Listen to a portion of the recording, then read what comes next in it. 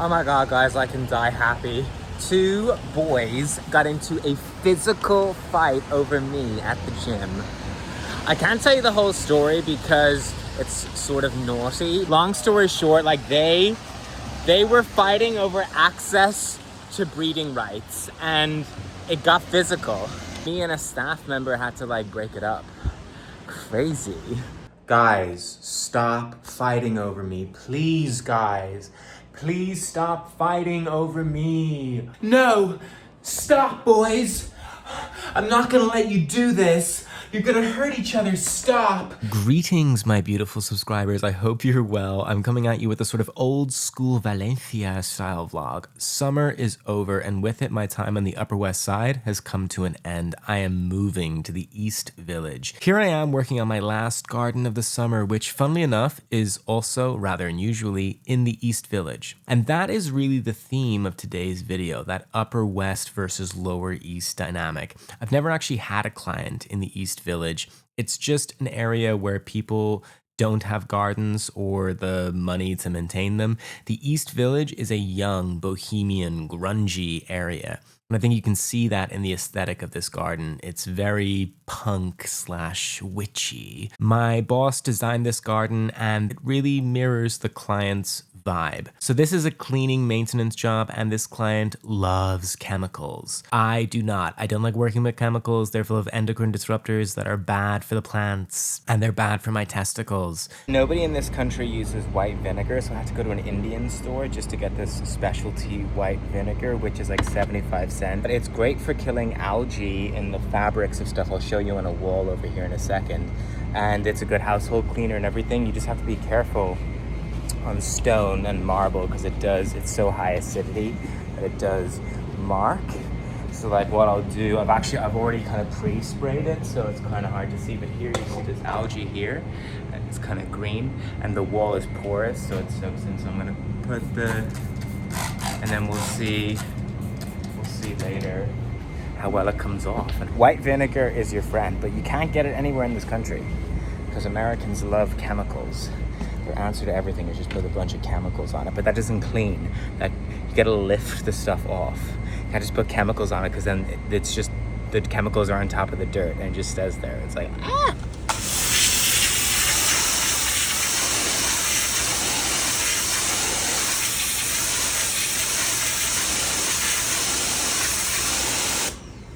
Look at the difference. I feel like I'm Christopher Columbus, bringing gunpowder to the New World, but I'm bringing vinegar to the Americas.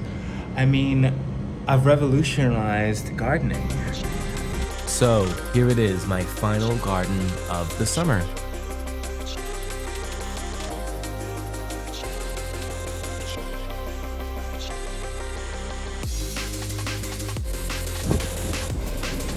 Oh, there we go, success.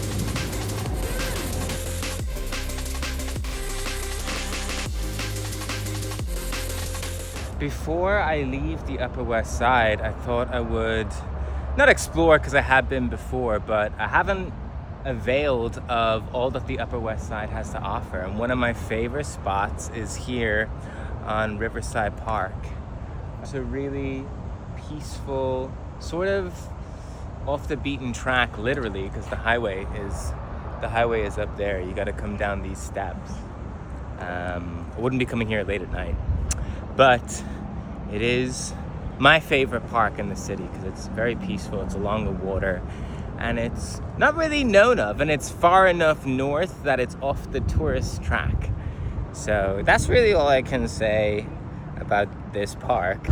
This part reminds me a lot of Montreal, actually, which was my favorite city in the world pre-Valencia, but now is at least my favorite North American city. And this really looks like it. It really looks like Montreal.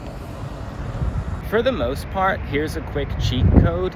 When you're saying Lower East Side or Upper West Side, lower as in lower class and upper as in upper class. It doesn't refer to that, it refers to the geography, right? So when you're talking about going uptown, you're going up because it's north. And downtown, you're going down because it's south. That's where these distinguishers come from, but it just so happens that it also aligns with where those neighborhoods traditionally were at economically. And this all comes from the 19th century. But it still rings true today for a lot of areas. There's outliers, like Harlem is the most northerly uptown part, and Financial District is the most southerly part. It's on the tip. And obviously those areas don't align with that distinction. But for the most part, you can think of it as Lower East Side, downtown is sort of more rough and ready, and then uptown is a little bit more where the upper crust is. But those areas have gone through a rise and fall. For instance, like Lorraine, my landlady, when she originally moved into the Upper West Side, it was very dependent on what avenue you were on, whether it was safe or not to be there. She used to always walk along 79th Street because all those buildings had doormen. But if you were on 78th Street or on 80th Street, it was maybe not such a safe place to be working at night. So I think that's really interesting because now the Upper West Side is like completely safe. So very crudely, the history of New York is this. The tip of Manhattan was colonized by the Dutch, New Amsterdam. That's where you get the street names, Gansevoort Street, okay? Even Houston Street or Houston Street, that's the furthest extent of the Dutch colonization or the Dutch settlement in Manhattan. And then once the British come in, streets start to go further north in Manhattan, and that's when the grid system starts. But the named streets only exist below Houston or Houston Street, as it's now pronounced. East Village and Lower East Side are probably the last frontiers of like any sort of old New York vibe, and that's quickly changing. The Upper West Side is a moneyed, traditionally Jewish segment of New York, and the Upper East Side is the same, but it's more waspy, white Anglo-Saxon Protestant. And that's sort of an overall view. I mean, there's so much history to New York. My favorite story about that early point in New York of the New York becoming New York is the history of the Woolworth building. I'll try and like stick in some shots of it here. But the Woolworth building, as in Woolworth's department store, is where the term skyscraper comes from. Because this was at a point, I think, before bridges between Brooklyn and Manhattan even existed. And people from Brooklyn, which was a separate city, looked over and they saw this building that was so high, they said, oh my God, it's gonna scrape the sky.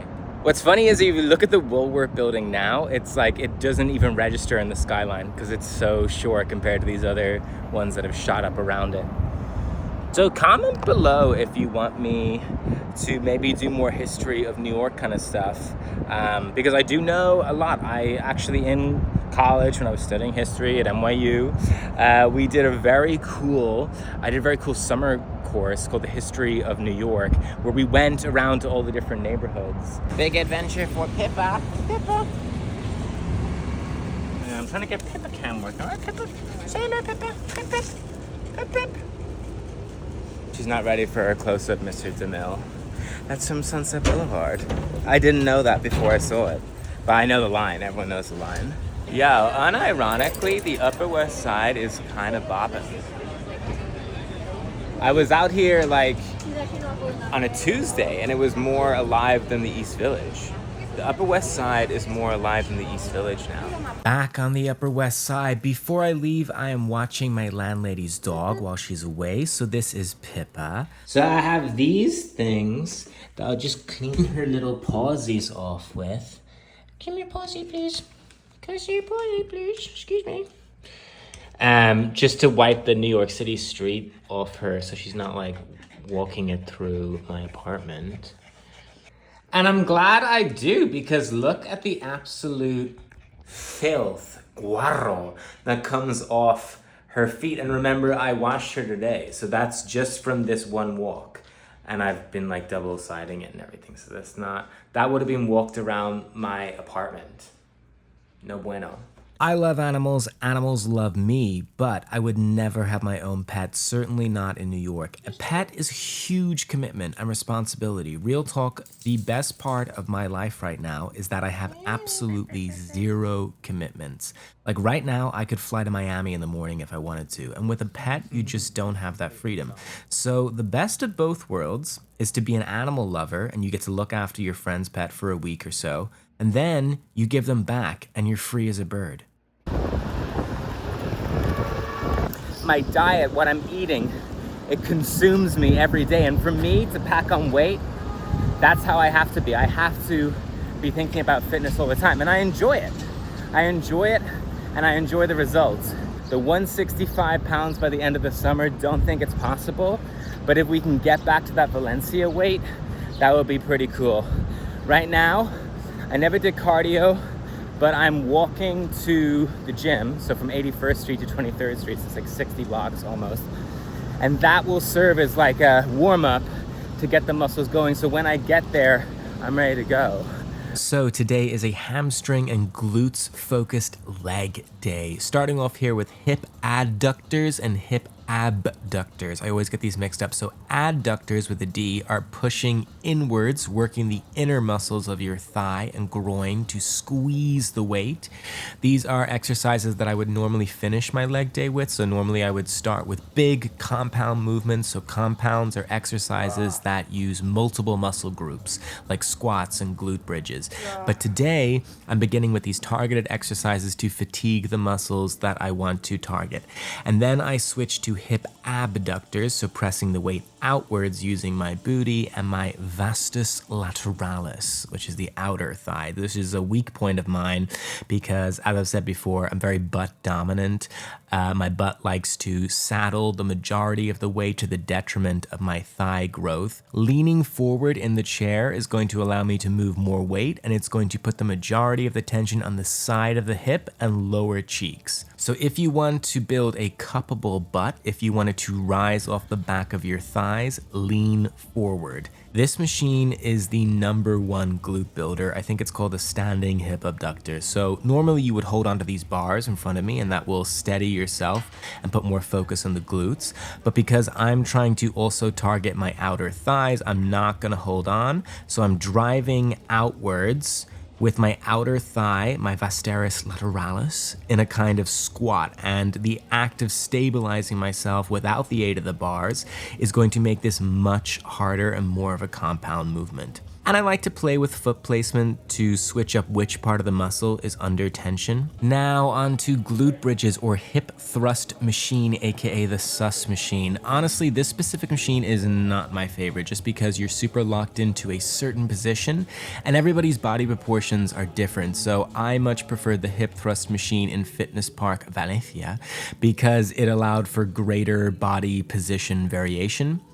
Here I am thrusting up with my hips until they are level, being careful not to hyperextend, which would compromise the spine. So I'm aiming to finish with my knees, hips, and back all in one straight line. And then in this position, I'm squeezing my cheeks together and I'm feeling it across the back of the thighs, and that is going to blow up my hamstrings and my entire butt, but especially the upper butt is gonna grow from this. That is it. Please give the video a big thumbs up if you want to help me out, and subscribe if you want to see more of me. Thank you for watching. See you next time. Pròxima parada, Àngel Guimerà. Correspondència amb les línies 3, 5 i 9.